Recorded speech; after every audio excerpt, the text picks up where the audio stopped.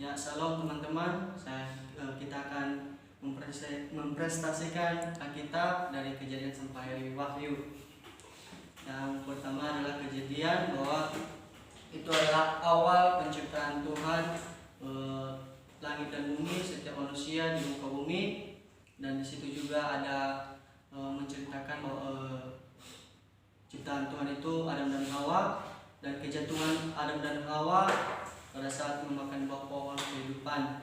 Mereka dikeluarkan dari Taman Eden, dan di waktu dikeluarkan ada Kain dan Habel, lahirlah anak mereka Kain dan Habel.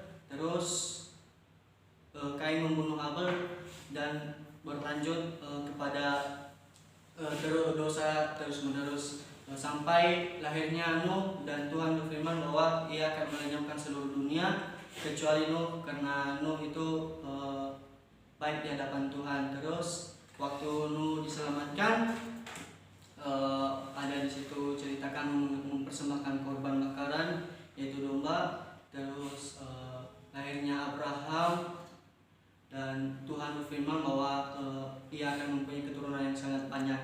Terus lahirnya anaknya Ishak dan keturunannya Yakub, dan keturunan Yakub adalah Yusuf dan saudara-saudaranya. Dan cerita Yusuf berlanjut sebagai pemerintahan nomor 2 di Mesir.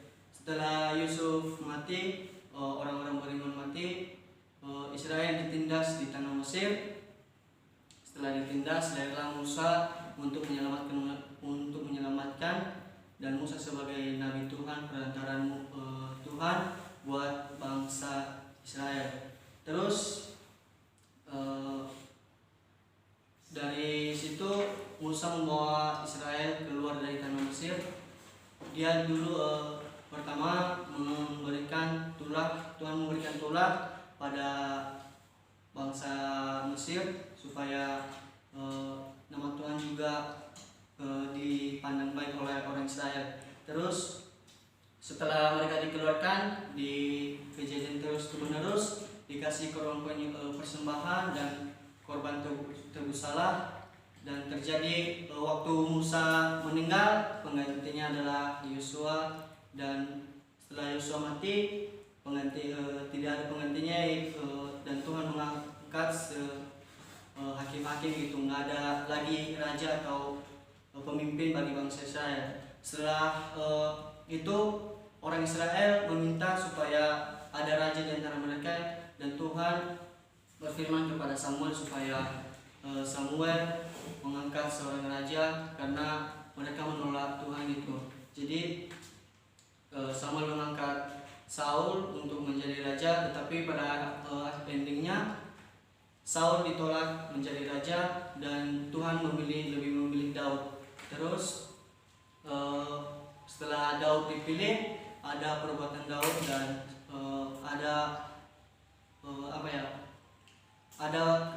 perilaku Daud yang bisa kita contoh dalam kitab, yaitu bagaimana dia bisa bermazmur atau dia bisa menyelamatkan bangsa Israel dari orang-orang yang tidak baik itu, yaitu orang Filistin atau orang lain, bangsa-bangsa lain gitu. Terus menceritakan tentang Amsal-Amsal Salomo, yaitu pengganti Daud, yaitu Raja Salomo, dan menceritakan tentang hikmat-hikmat Salomo di Khotbah. Dan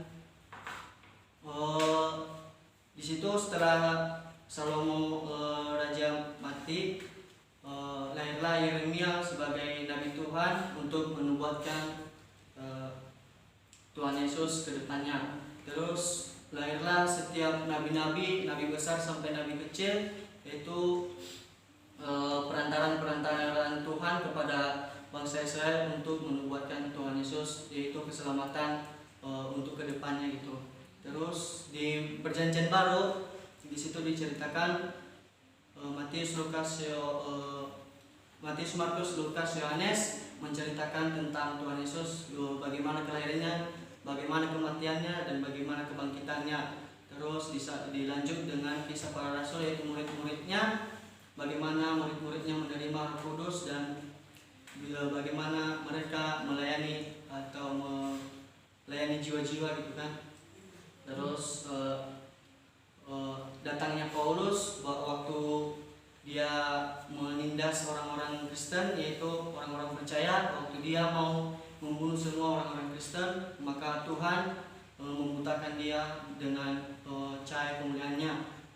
Dan di situ Paulus bertobat dan dia melayani Tuhan, dan kitabnya yang paling panjang dalam Perjanjian Baru. Terus ada anak-anak rohaninya, yaitu Timotius sama yang lain gitu.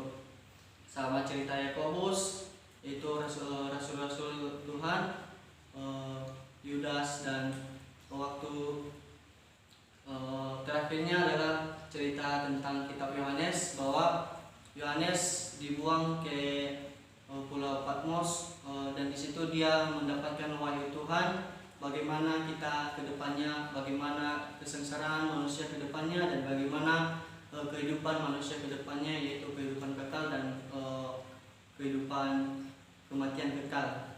Mungkin itu saja presentasi